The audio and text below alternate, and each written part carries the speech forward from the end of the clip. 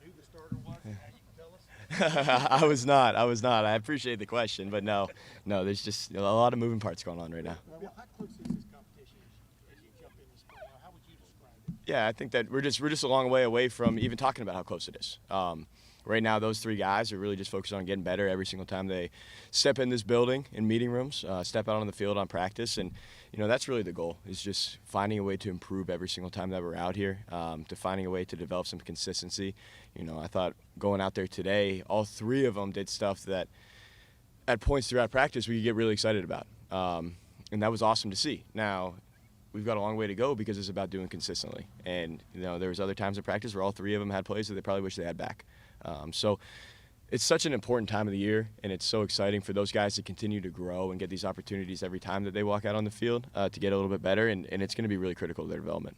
Billy, the thing that stands out about Julian, I guess, is the quick release. How special is that, especially with the arm strength and the accuracy?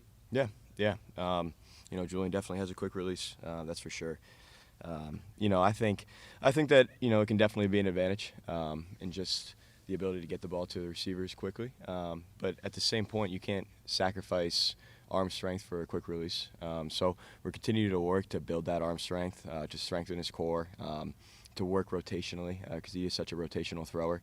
So to be able to maximize his movements both between his lower half and his upper half, so he can get that ball out with enough velocity to be successful. So, definitely has a quick release, but, there's so much more to playing the position of quarterback than just having a quick release. So we're really working through all those other things right now. Tavien's familiarity with this program, having spent so much time around it before he even got here, do you see that he's maybe more comfortable this early on than maybe other guys might be because he's been around the program and the guys for so long? Yeah, I mean, at the end of the day, he's still a guy that should be in high school. Does it help that he was around all spring last spring and in a bunch of meetings? Yeah, I think so. But at the end of the day, he's sitting there in those meetings, but he still has his own offense to go run in the following fall.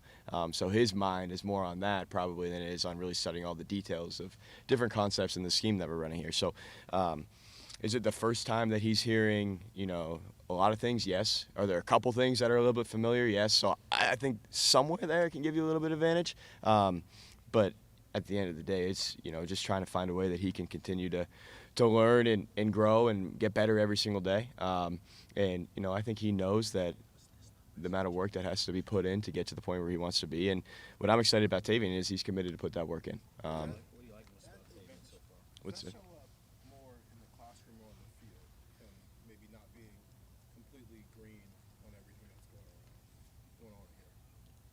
I guess I don't understand your question. Like him being here essentially this long and being in meetings last year and being around the program as long as he's been around the program, does that show up more on the field or in the classroom in terms of if there is any advantage for him? Yeah, I mean, he wasn't out here practicing last year, so the first time that he was out here running around on the field was in December when he came up for a practice as an early enrollee, or January, whenever that was. So I think there's a little bit of advantage there just because he did get to see practice before. But I think that you do have some understanding and awareness of the offense, and maybe it's not the first time you hear about the formations, but to be able to go and apply that to the field, I mean, that takes a lot of work. So there is a slight advantage there just from how much he was around the program.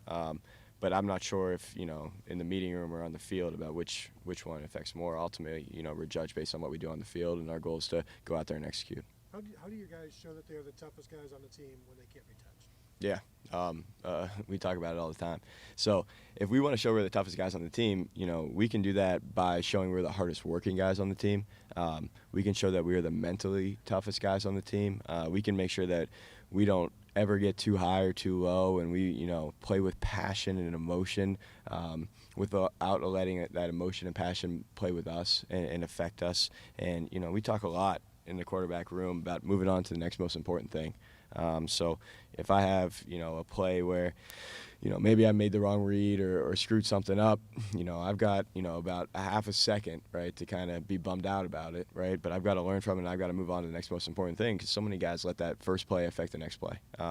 So we're really working to continue to grow from that. But as far as showing that we're tough, I even tell our guys that, hey, if I'm Austin Sareveld, and I'm watching film, and I see in the back of that film that Julian is up or Tavien is up, but Lincoln and the opposite of Julian and Tavien are standing in the back doing a mental rep, like that gives me confidence if I'm Austin that those guys, one, understand what they're doing, and two, are committed to get better, right, and are going to be in position to be tough when we need them to be tough. So like little things like that are something that we're constantly working on to show that we'll be in that position. What have you seen from Lincoln in your first year working with him to now, and what he's been able to do? Yeah, I've definitely seen a lot of growth from getting in here in June last year and to where we see him at now.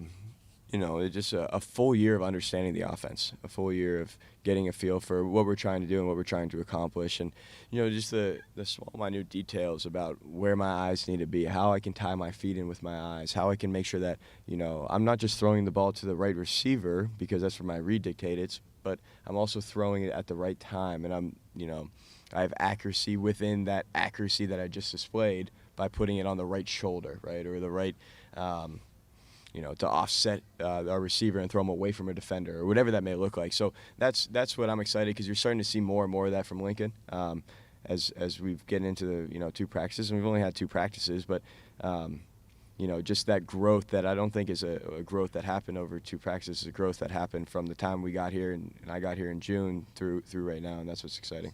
He said now 3 quarterback coaches in 3 years and 3 play callers in 3 years. Can that be like an advantage for him of like understanding different concepts, different reads, having to see things through different lenses because he's had so many different voices in his head, or how do you kind of gauge that with him?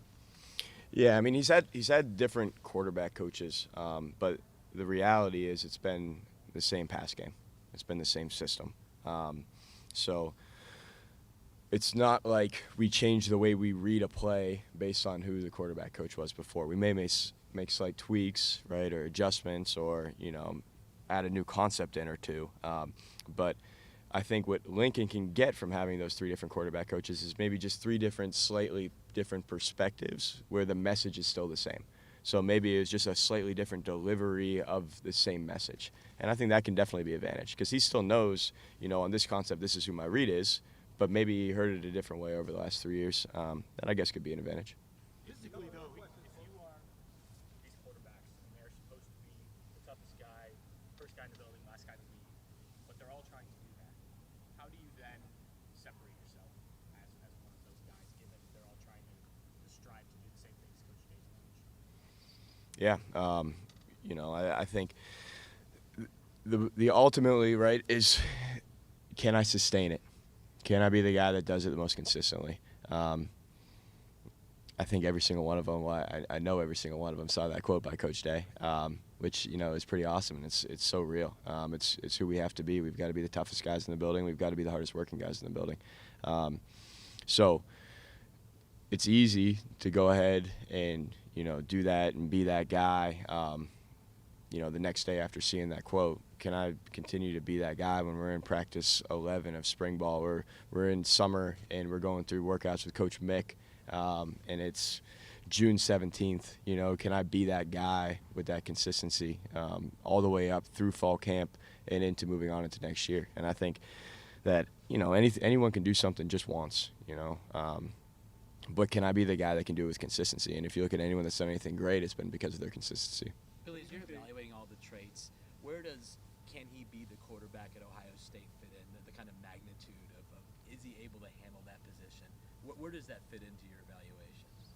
Yeah, I think, all these guys a lot of that was done in the recruitment process. I'm confident that all 3 of them can be the guy at Ohio State. I think that, those guys have already kind of checked that box.